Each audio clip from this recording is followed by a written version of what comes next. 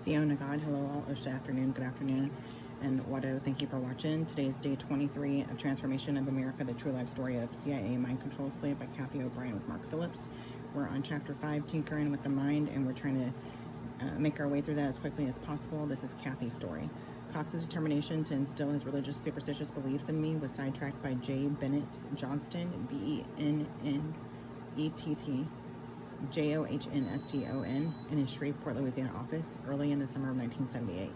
Cox's mother, Mary, had driven us to Johnston's office near Barksdale Air Force Base, as ordered.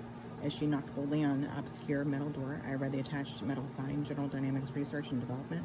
A smaller sign near the doorknob read, Unlawful to enter premises without prior authorization. All violators will be prosecuted under penalty of federal law. Johnston, wearing a light blue leisure suit and smelling strongly of body odor, opened the door. Well, hey, Senator, Mary drawled in her backwoods Louisiana dialect. I brought the children to see you like you said. Johnston looked at her with annoyed disgust. I see that, he said matter-of-factly. He then proceeded to instruct Mary to wait outside a moment while he talked with Cox, then to take him on to her home in Monroe, where I could be picked up at the airport a few days later. Cox and I were ushered into Johnston's barren military-style furnished office. Several presidential and military photographs hung on the wall and served as the only decor. Johnston sat on the front of his military-issued desk and talked to Cox's subconscious mind using cryptic, hypnotic, Disney Peter Pan-themed language, as he apparently had done in the past when Cox had a mind left to control. As long as your ticker's running, that crocodile you've been feeding over the years will be running right behind you. In parentheses, it says Peter. And then it says Pan knew. Here we go. All right, it says Pan knew how to stay a step ahead of the game and stop the inevitable process of becoming gator bait himself by offering to give him a hand now and then.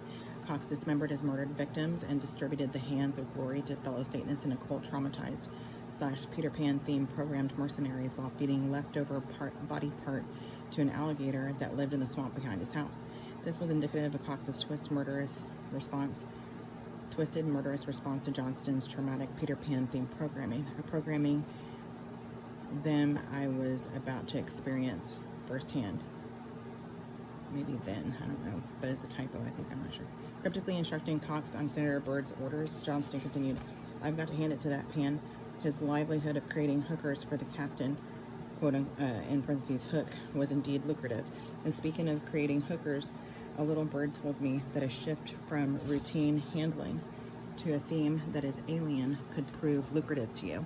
Revealing his intent to ensure my military mind control programming, Johnston told him, I'll lay a little groundwork and set the pattern for countdown. Then I'll send her out to launch for you, and it's your job to man the craft from there.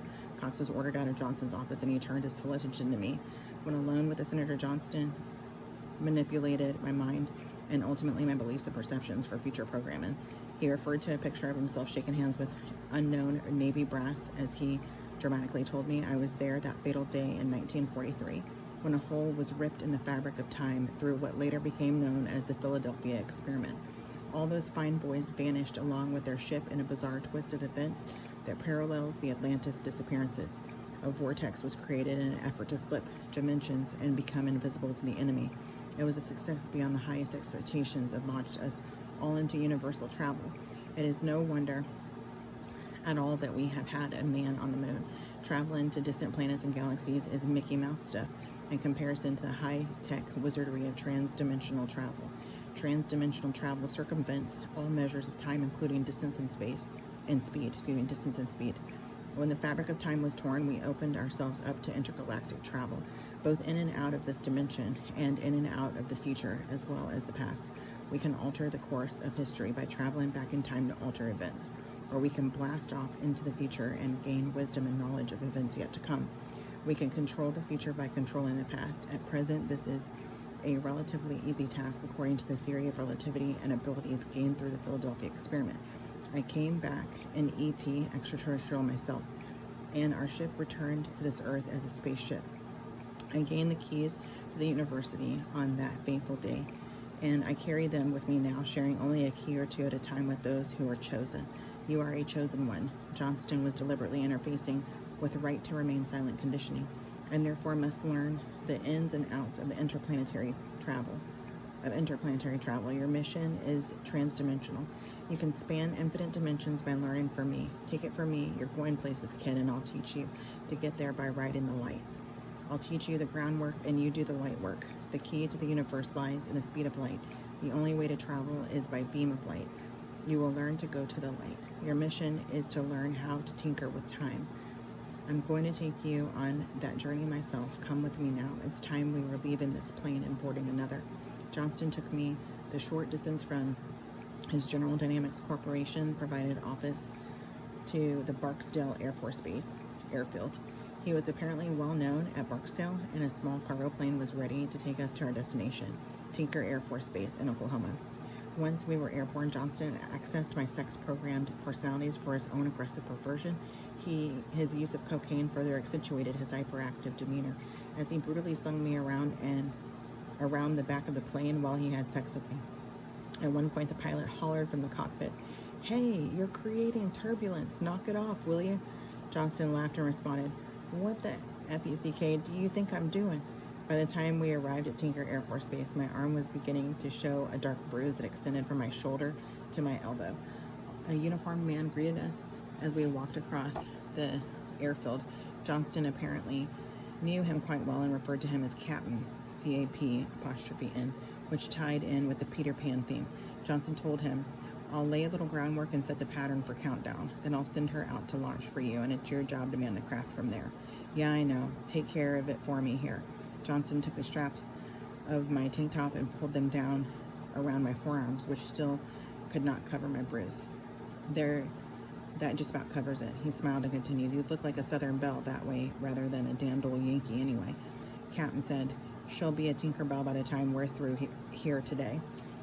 Then, referring to Johnston's primary purpose in actually escorting, let me see. Okay, actually escorting me to Tinker, he said, "How are you South American operations progressing? How are your South American operations progressing?" "I got to talk to you about that," Johnston answered. The two talked as though they had worked in tandem on given mercenary operations assignments in the past. "I may need a few of your boys to back me on something." "Back you or cover you?" the captain retorted.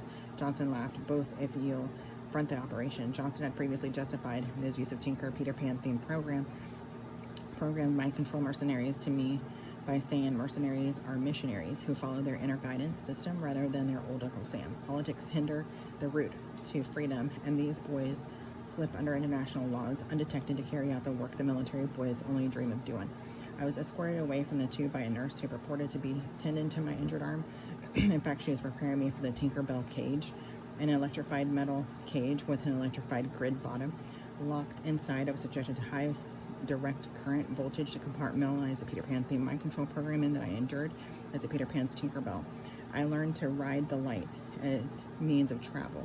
Additionally, my instilled Tinkerbell themed mind manipulation included a sense of Neverland, that timeless, that was rooted in my natural inability to comprehend time due to my MPD/DID. Back in Louisiana, Cox and I shared a subconscious understanding of Peter Pan themes and riding the light. The difference between us was that Cox consciously activated Tinker Air Force Base programming within Johnston's band of mercenaries, while my trance was perpetual, whereby I could never land. I was with Cox on numerous occasions when he was running guns and or cocaine and activating specified mercenaries for operations as instructed by Johnston. In the course of these travels, I saw numerous underground arsenals and stockpiled weapons that were known to Senator Johnston, but were not military installations. I was also privy to government-sanctioned cocaine operations. On one such cocaine run in 1979, I traveled with Cox to a remote area in the Ouachita National Forest near Hot Springs, Arkansas, to watch for fairies like Tinkerbell and ride the light. We sat in the brush near a railroad track until we saw a light approaching from the eastern sky. At the time, I thought I would be riding the light, as I was led to believe, but in retrospect, I recall my personalities being deliberately switched and a helicopter landing in a nearby clearing. Cox and I unloaded approximately 200 to 400 pounds of cocaine from the van he had driven and stacked in the helicopter. We were then flown to a small airport that appeared to be no more than a dark fence and clearing, where I saw a row of metal buildings that looked like mini warehouses while the cocaine was unloaded into a warehouse. Cox and I were taken by car to a nearby Gray Stone Hotel. The driver led us upstairs and knocked on the penthouse door. Till we meet again, love you, man.